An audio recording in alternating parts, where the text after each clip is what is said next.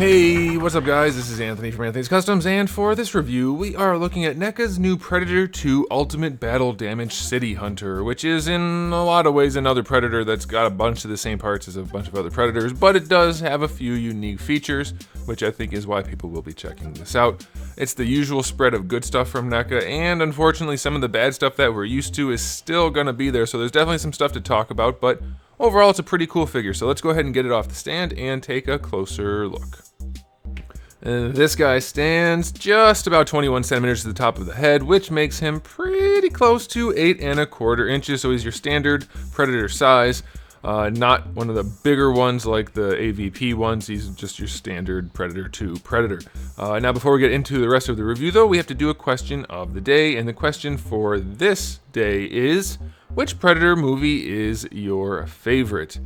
I know the AVP movies aren't good, but I love the Pred designs in AVP 1, so I'm gonna go with that. I know it's not a good movie, but I enjoy it. You guys can let me know which one you prefer. Alrighty, so let's go ahead and talk about the aesthetic on this guy. As usual, NECA did a really good job with the paint. Mostly. There are a couple spots that I'm not sure about. You guys can let me know. I'm not like the biggest buff on these guys, so I'm not sure if he's supposed to have like a stripe right there, but if he's not, that's kind of weird considering we don't have the normal Predator stripes over here, and then over here he's kind of missing some coloring and then just a big splotch. So that might just be a mispainting on mine, I'm not sure. But otherwise it's pretty darn good. You can see the fishnet throughout there, that's all sculpted and painted. The blood spots on him, the green blood, look pretty nice. Could be a little better, they could be glossy, they're not glossy, so they stand out as kind of a weird paint job rather than blood, but they still look okay. The armor has like a bronzy finish to it with a little bit of a wash going on, and that gives it a nice dirty aesthetic, so that's pretty good. The metallic blades are nice and silver, that's pretty cool. All the details are what you would expect. We have a little bit more detail than usual in his little purse and his fanny pack, so that's nice. And then on the head, of course we have another head I'll show you later, but you can still see the details here. They did get all of that nice detail that we're used to from NECA into the figure. His eyes are in there, nicely painted. Overall, it's a very aesthetically pleasing figure. Lots of good sculpt work, lots of good paint work, and we'll get to a little bit more paint work in a minute, but otherwise it looks really sharp, so I'm going to go ahead and give it a 9 out of 10. As usual, the NECA Predators look fantastic. There's not really much left to do on this guy. Alright, let's go ahead and talk about the accessories. Let's talk about the heads first. So he comes in the package with the unmasked head with like the rebreather thingy on him, so we do have that one, and then we do have a fully unmasked head, which is gorgeous as usual, and then we do also get the mask, and it's fully detailed on the inside, and it does not go on the head. It is just an accessory for him to hold. It is what it is, but it's very nicely done. On the inside, they painted the visor glossy. There's no gloss on the outside, but it is a nice little accessory. As for hands, the two default hands that come on him in the package are the wide open hands, and then we get two separate gripping hands, and then another sort of gripping hand for the disc. And as for the disc, we do have the closed and open version, nicely detailed as always. We've seen these about a million times at this point, but that's all right. We do get his long spear, and then we also get the space pine cone, which can clip onto his back. The clip on mine did pop off, but it can simply be glued right back in, and that is a nice set of accessories. Not as many as I might have hoped, but I think it's probably good enough.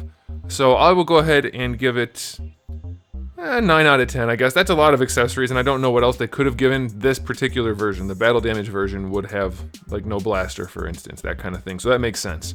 Alrighty, let's go ahead and talk about the articulation. This guy seems to be pretty good in some ways. Stands out, that's nice. Let's do the head. He can look up very nicely. He can look down very nicely. This is one of the better articulated necks. Plenty of range.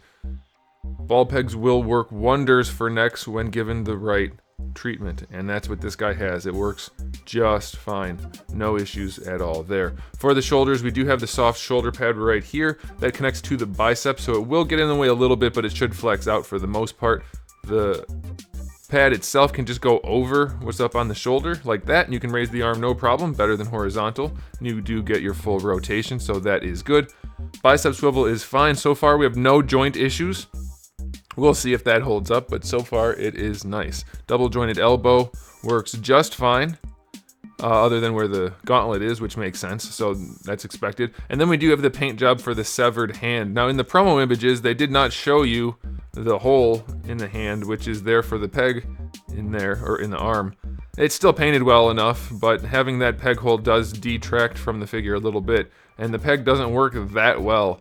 So, I don't know, I think they maybe could have finessed that a little bit better with a whole alternate gauntlet to give you the full arm, or to have the damaged arm, and that way you wouldn't have to have a peg hole in there.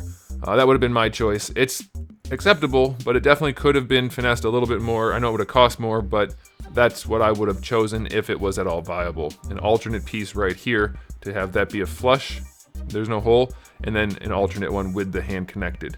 So that would have been my choice. Shoulder pad over here is connected to the torso. The shoulder itself will work just fine, although this pad is connected to the shoulder, so it'll get in a little bit more way, but you can still get enough range, so that's fine. Forearm gauntlet does rotate on this side, and the blades do extend. They're very pointy, so be careful, and they are a brittle plastic, so be careful, but they do go in and out. A little bit more than that, actually. Yeah, that's all I'm going to pull on it right now. That's what she said, but it works, so that's cool. And then the wrists always have the swivel and the hinge. For the torso, we have at least a single ball peg in the top. It leans forward pretty far, surprisingly far, and it does lean back a decent amount. I wouldn't say it's the craziest range of motion, but it's definitely good enough. To the side, it's as much as you would expect, so that's very nice. It's a very seamless sculpt too. There's not a huge gap, so you will get a little bit less range, but they have done a good job with the radiuses. That seems to be a thing that's lost these days on action figures, but the articulation that is there is actually effective, so that's good. Waist rotates, and it's on a ball peg, so it moves around. Not a ton, but enough to get some extra posing, and of course sculpt and paint is continued throughout. Now we're at the hips, which is where we usually have problems with these guys, and I'm going to tell you right now, we have them again. Our right, his left hip, it won't move. It's fully frozen. I can force it, but I don't want to shear anything off, so I'm not going to do it. This hip, on the other hand, moves freely, but it is not as tight as I would like, especially down here in the bottom range.